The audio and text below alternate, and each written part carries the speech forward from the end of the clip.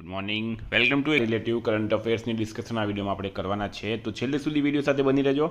Current affairs important topic છે, દરેક એક્ઝામમાં પ્રશ્ન પૂછવામાં આવે છે. ટોપિક પર આવીએ. ક્વેશ્ચન નંબર 1 છે, હાલમાં વિશ્વ ચગાસ રોગ દિવસ ક્યારે મનાવવામાં આવ્યો?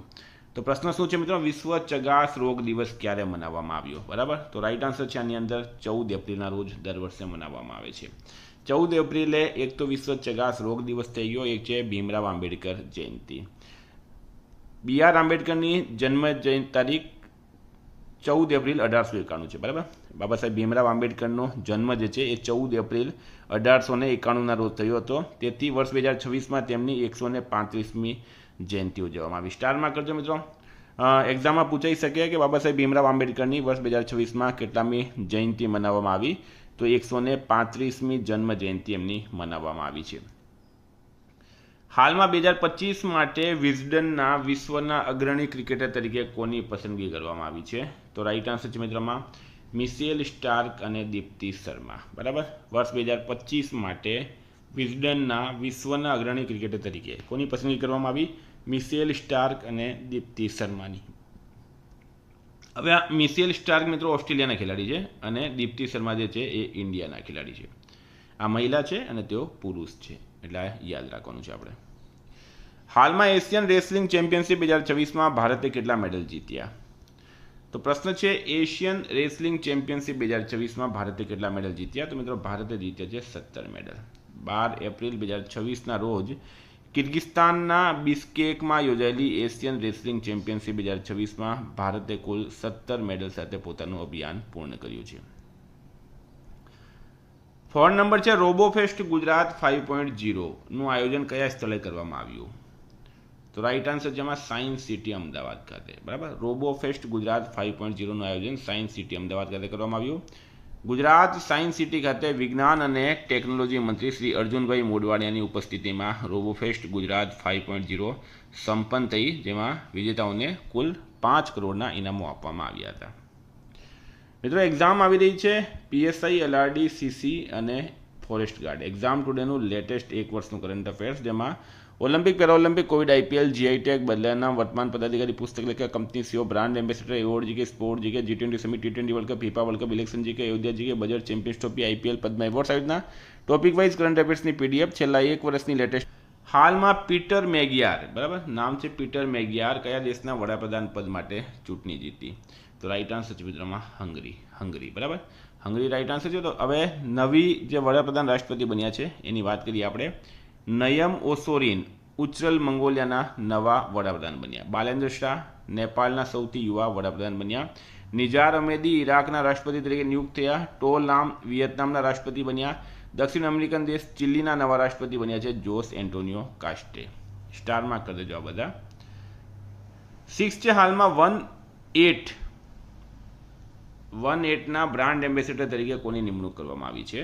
તો રાઈટ આન્સર છે મિત્રો સ્મૃતિ મંદાના. બરાબર, સ્મૃતિ મંદાનાની 1-8ના બ્રાન્ડ એમ્બેસેડર તરીકે નિયુક્ત કરવામાં આવી. તેઓ ક્રિકેટર છે.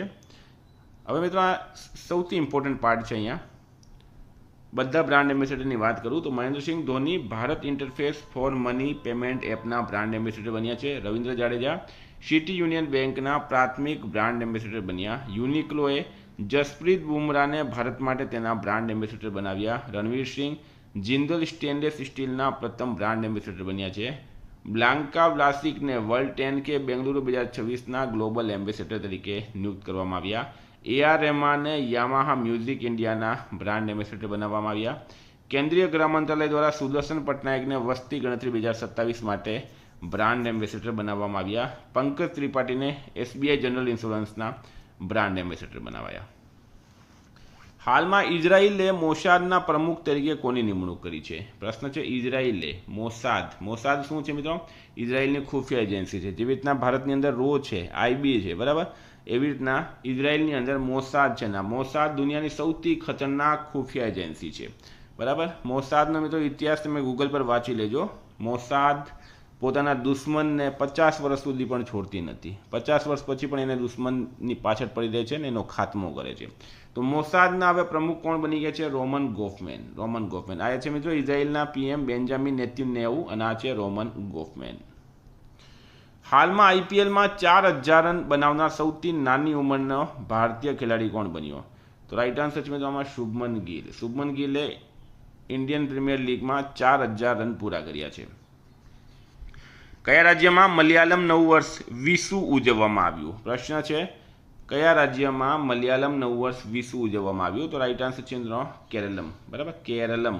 હવે તમને એમ લાગતું છે આ સાહેબ કેરલમ કેમ કહે છે? નામ તો કેરળ છે. તો મિત્રો કેરળનું નામ બદલાઈ ગયું, હવે નવું નામ થઈ ગયું છે કેરલમ. બરાબર. કેપિટલ છે તિરુવનંતપુરમ. સીએમ છે પિનરાઈ વિજયન. રાજ્યપાલ છે રાજેન્દ્ર આર્લેકર. મલયાલમ નવું વર્ષ વિશુ મુખ્યત્વે કેરળ રાજ્યમાં ઉજવવામાં આવે છે. આ તહેવાર મલયાલમ મહિના મેડમના પહેલા દિવસે આવે અને 16 નવા વર્ષની શરૂઆત દર્શાવે છે. 10 નંબર છે એનટીપીસીએ કયા દેશની ઈડીએફ સાથે પરમાણુ ઉર્જા પ્રોજેક્ટ માટે કરાર પર હસ્તાક્ષર કર્યા? તો રાઈટ આન્સર છે મિત્રોમાં ફ્રાન્સ દેશ. કયો દેશ છે? ફ્રાન્સ રાઈટ આન્સર થશે. એનટીપીસી એટલે કે national thermal power corporation of India, એણે પરમાણુ ઉર્જા પ્રોજેક્ટ માટે ઈડીએફ એટલે કે ઇલેક્ટ્રિસાઇડ ડી ફ્રાન્સ સાથે કરાર કર્યો, જે ફ્રાન્સ દેશની કંપની છે.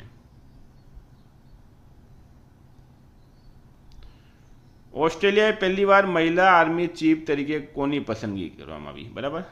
હવે ઓસ્ટ્રેલિયાની પ્રથમ મહિલા આર્મી ચીફ કોણ બનશે? પ્રશ્ન એમ છે ઓસ્ટ્રેલિયાની પ્રથમ મહિલા આર્મી ચીફ કોણ બનશે? સુસાન કોયલે. બરાબર, સુસાન કોયલે મિત્રો.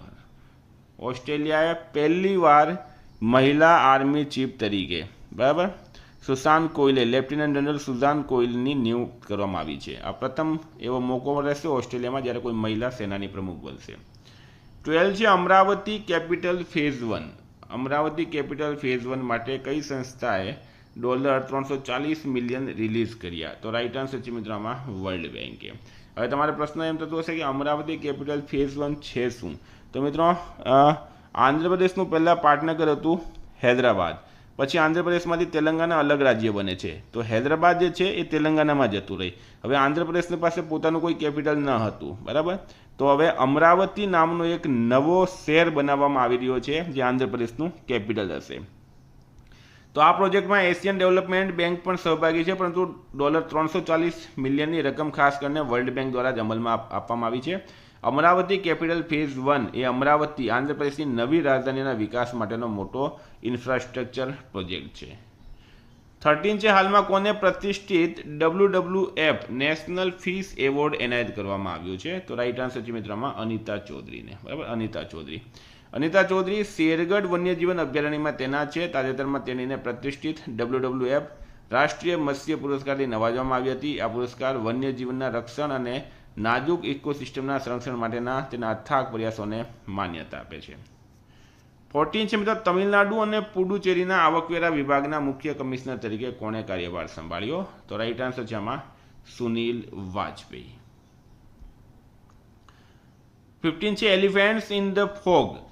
એલિફેન્ટ્સ ઇન ધ ફોગ કયા દેશની પહેલી ફિલ્મ છે જેને કાન ફિલ્મ મહોત્સવમાં UN સર્ટેન રિગાર્ડ વિભાગમાં પસંદગી થઈ? તો રાઈટ આન્સર છે મિત્રો આમાં નેપાળ. બરાબર, નેપાળ રાઈટ આન્સર છે. Elephants in the fog Nepali film છે. નેપાળની પહેલી પિક્ચર ફિલ્મ છે જેને પ્રતિષ્ઠિત કાન્સ ફિલ્મ ફેસ્ટિવલના અનસર્ટેન રિગાર્ડ વિભાગમાં પસંદ કરવામાં આવી. અવિનાશ વિક્રમ શાહ દ્વારા નિર્દેશિત આ થ્રિલર ફિલ્મ 2026માં રિલીઝ થઈ હતી. 16 અને ઇમ્પોર્ટન્ટ પ્રશ્ન છે હાલમાં બિહારના નવા મુખ્યમંત્રી કોણ બન્યા? તો મિત્રો નીતિશ કુમાર એક યુગ હતો બિહાર માટે. એમણે લગભગ 26 વર્ષ સુધી બિહારનો શાસન સંભાળ્યો. બરાબર, અને હવે તેઓ રાજ્યસભા જતા રહ્યા છે. તો બીજેપીના સમ્રાટ ચૌધરી, એના પહેલાં સરકાર તો બીજેપી અને જેડીયુ મળીને ચલાવતા હતા, પણ સીએમ હંમેશા જેડીયુનો જ બનતો. બરાબર, ફર્સ્ટ ટાઈમ છે જ્યારે ભારતીય જનતા પાર્ટીના સમ્રાટ ચૌધરી બિહારના નવા મુખ્યમંત્રી બની ગયા. બરાબર, તો હવે ચીફ મિનિસ્ટર ઓફ બિહાર બની ગયા છે સમ્રાટ ચૌધરી. ડેપ્યુટી ચીફ મિનિસ્ટર બન્યા છે વિજયકુમાર ચૌધરી અને બ્રિજેન્દ્ર પ્રસાદ યાદવ. બરાબર, આ બંને બન્યા છે ડેપ્યુટી. સ્ટાર માર્ક કરજો. તો મિત્રો આ હતા કરંટ અફેર્સના પ્રશ્નો. વાત કરીએ રિવિઝનની. 15 એપ્રિલ 2026 આપણે આવી ગયા છે રિવિઝન પર. હાલમાં જલિયાવાલા બાગ હત્યાકાંડ દિવસ ક્યારે ઉજવવામાં આવ્યો? 13 એપ્રિલે. મોન્ટે કાર્લો માસ્ટર્સ 2026નો કિતાબ જીત્યો છે જેનિક સિનરે. યુપીના કયા શહેરમાં સાંસદ ખેલ મહાકુંભનું આયોજન કરવામાં આવ્યું લખનૌમાં. વિશ્વનો સૌથી મોટો હાઇબ્રિડ રિન્યુએબલ એનર્જી પાર્ક ક્યાં સ્થળે આવેલું છે? ખાવડા રાઇટ આન્સર છે. હાલમાં નારી શક્તિ વંદન સંમેલન ક્યાં યોજવામાં આવ્યું? ન્યૂ દિલ્હી ખાતે. ઉન્નત કૃષિ મેળો 2026 ક્યાં યોજવામાં આવ્યો? મધ્યપ્રદેશમાં. ભારતીય વાયુસેના મેન્ટેનન્સ કમાન્ડ કમાન્ડર્સ કોન્ક્લેવ 2026 ક્યાં યોજવામાં આવ્યું? નાગપુરમાં. ભારત અને કયા દેશ વચ્ચે સંયુક્ત લશ્કરી કવાયત ડસ્ટ લીગની 7મી આવૃત્તિનું આયોજન થયું છે? ઉઝબેકિસ્તાનમાં. અમેરિકામાં. સ્વામી વિવેકાનંદની પ્રથમ પૂર્ણ કદની પ્રતિમાનું અનાવરણ ક્યાં કરવામાં આવ્યું? સિએટલ રાજ્યમાં. પ્રધાનમંત્રી મુદ્રા યોજનામાં નવી ઉમેરાયેલી તરુણ પ્લસ કેટેગરી હેઠળ લોનની મહત્તમ મર્યાદા કેટલી નક્કી કરવામાં આવી? 20 લાખ. ગરીબ લોકોને દર મહિને 5 કિલો વધારાના ચોખા વિનામૂલ્યે આપવા માટે કયા રાજ્યના મુખ્યમંત્રી અન્નપૂર્ણા યોજનાને મંજૂરી આપી? ઓડિશા રાઇટ આન્સર છે. કયા સ્પેસ મિશને હાલમાં માનવ અવકાશયાન દ્વારા સૌથી લાંબુ અંતર 2.52 લાખ માઇલ કાપવાનો અપોલો 13નો જૂનો રેકોર્ડ તોડ્યો? આર્ટેમિસ 2એ. હાલમાં કયા રાજ્યને નક્સલ મુક્ત જાહેર કરવામાં આવ્યું? તેલંગાનાને. ભારતીય સેનાએ બ્રહ્માસ્ત્ર કવાયત ક્યાં યોજી? રાજસ્થાનમાં. એક અભ્યાસમાં કયા દેશમાં માઇક્રોબિયલ મિથેન ઉત્સર્જન 1000 ગણો વધારે જોવા મળે છે? કેનેડા. બેંકોકમાં ગોલ્ડ મેડલ જીતીને વિશ્વની પ્રથમ ક્વાડ્રુપલ એમ્પ્યુટી આર્ચર બનવાનું બહુમાન કોણે મેળવ્યું? પાયલ નાગે. મિત્રો ગઈકાલે પ્રશ્ન પૂછાયો લતા દીનાનાથ મંગેશકર પુરસ્કાર 2026 માટે કોની પસંદગી થઈ છે? કૈલાશ સત્યાર્થી રાઇટ આન્સર હતું. આજનો પ્રશ્ન છે ભારતીય સેનાએ હાલમાં ક્યાં બોર્ડર રેડિયો સ્ટેશન શરૂ કર્યું? એનો જવાબ તમારે કમેન્ટ બોક્સમાં જણાવવાનું.